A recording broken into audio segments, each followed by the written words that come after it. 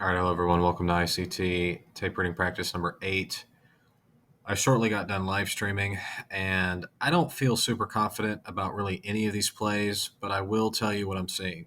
I think that the dollar index is about to pop off, at least up and to fill this new week opening gap up to 102.867. Midpoint of that comes in about 102.846. The plays that I'm seeing. Australian dollar futures have not shown a willingness to move higher while the dollar has been consolidating. So I think we're seeing lower on the Australian. Um, I'm thinking that we're going to see lower on the Euro futures as this is a model 2022. It's buy stops taken, break of structure, fair value gap form, trade back into the fair value gap, shoot for liquidity. Also, the Euro futures have not shown a willingness to move higher while the dollar is consolidating. So our two bearish leaders in terms of the Forex futures are Australian and Euro. So I'm interested um, in the sell side on Australian and Euro. And then copper. Copper has not shown a willingness to rally alongside silver and gold. Copper has sat diverging from the other two metals. So I'm interested in copper coming down, shooting through these lows.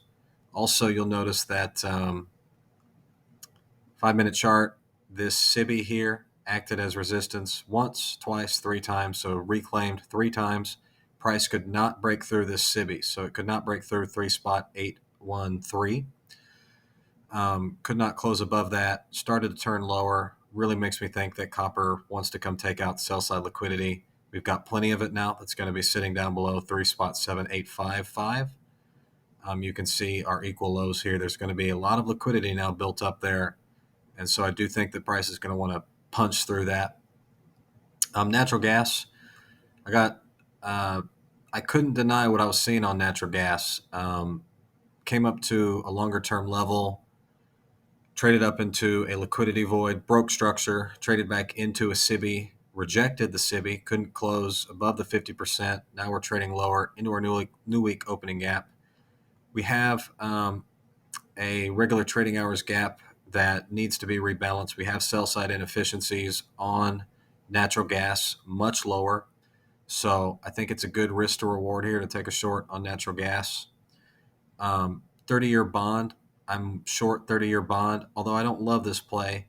But the thing is that we made a new high on the 30-year bond, and we traded up into a SIBI on the regular trading hours. We have a regular trading hours gap, unfilled portion down below.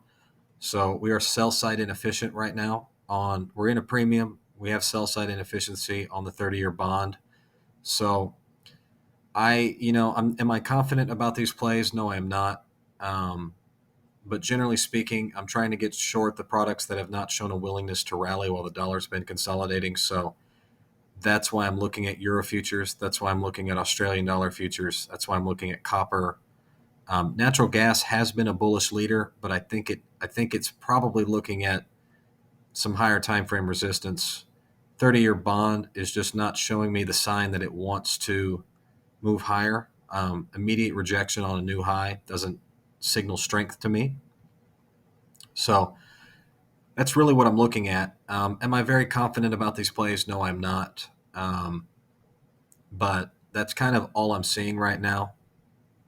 The dollar index, I think it's making you think that it wants to come lower, kind of showing some heaviness, but I don't see it. I think it's going to trade down into this BISI and then move higher. So I'm personally still leaning bullish here on the dollar. There's a lot of price action that price is now formed below, and I think it's going to take work for the dollar to punch through this price action to the downside. So generally speaking, I think the easier path for the dollar right now is higher. So that's my current thinking. I'm looking down on copper, looking for sell side on euro, looking for sell side on Australian 30-year bond, natural gas, and looking for higher right now on the dollar index. That's basically all I've got for you. I'm going to call it there. ICT tape reading practice number 8.